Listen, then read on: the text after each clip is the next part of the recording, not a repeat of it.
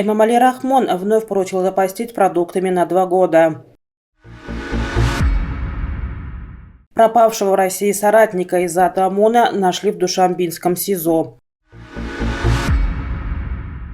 Таджикские ученые изобрели лекарство против коронавируса.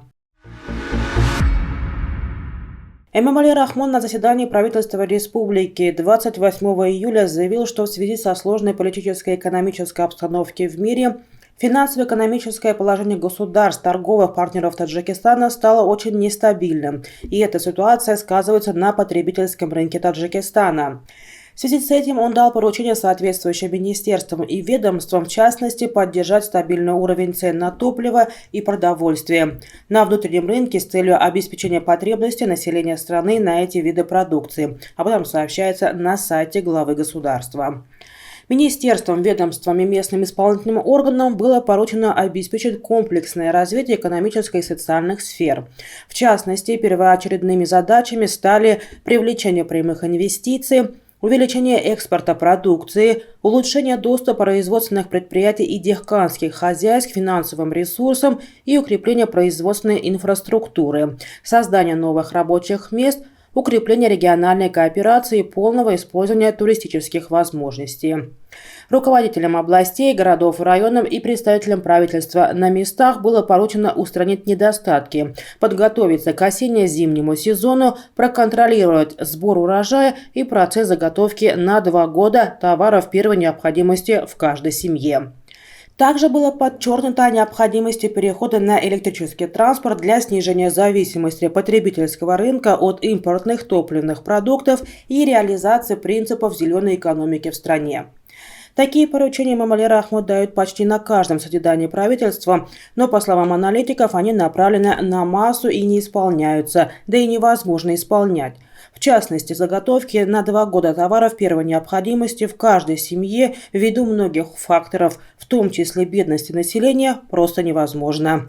70% населения Таджикистана живут за чертой бедности, и у них нет средств даже на месячную продовольственную корзину. Пропавшего в России Эмомали Холова, соратника известного правозащитника из ОМОНа, нашли в Душанбинском СИЗО. Об этом сообщила супруга Холова Диларом Боймухамедова. Когда и как был вывезен Холов из Российской Федерации в Таджикистан, пока неизвестно. Эмомали Холов был задержан полицией 26 мая на пассажирском вокзале в Горщеченском районе Курской области Российской Федерации. Спустя 3 дня он вышел из СИЗО и бесследно пропал. Жена Эмомали Холова говорит, что об исчезновении супруга узнала от адвоката. Позже стало известно, что руководство Горщеченского РОВД Курской области решило экстрадировать Холова в Москву. После этого известия о пропавшем гражданине Таджикистана не было. 29 июля супруга Холова сообщила, что накануне ее муж передал весточку через неизвестного человека. Как оказалось, Холов находится в СИЗО города Душанбе.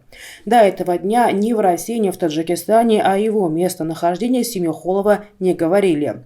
Что произошло за последние несколько недель и как он оказался на родине, также ничего не известно. Жена Холова говорит, что собирается нанимать адвоката, но это трудная задача. Адвокаты, к которым мы обращаемся, ознакомившись с документами, отказываются защищать моего мужа, сетует женщина. По словам Боймухамедовой, в отношении Эмомали Холова возбуждено уголовное дело по части 2 статьи 307 «Публичные призывы к осуществлению экстремистской деятельности и публичное оправдание экстремизма с использованием СМИ и интернета» Уголовного кодекса Республики Таджикистан. Следствие ведут следователи МВД Таджикистана. Власти дело Эмомали Холова не комментируют. Таджикские ученые изобрели лекарство против коронавируса COVID-19 на основе лечебных трав. Об этом сегодня на пресс-конференции сообщил президент Национальной академии наук Таджикистана Фарход Рахими. По его словам, на данный момент лекарство проходит регистрацию. После получения патента общественности подробно расскажет об изобретении, сказал он. Сейчас могу лишь сказать, что в состав лекарства входит растение дёрубак. Оно снижает температуру, облегчает лечение легких. Рахими также сообщил, что в первом полугодии 2022 года ученые продолжили исследования по 111 темам, в частности, исследования в области математики, физики, оптики и квантовой электроники, ядерной и радиационной безопасности. Говоря о кадрах, Рахими рассказал о сложностях. «Мы не выпускали специалистов в сфере геологии и теперь испытываем сложности, острую нужду в этом направлении. У нас нет даже диссертационных советов, чтобы выпустить хороших специалистов, которые проводили бы качественные исследования. Это очень серьезная проблема», — сказал Фарход Рахими. По его словам, на 1 июля в 20 научно-исследовательских учреждениях Национальной академии наук Таджикистана обучается 372 магистра по 43 специальностям.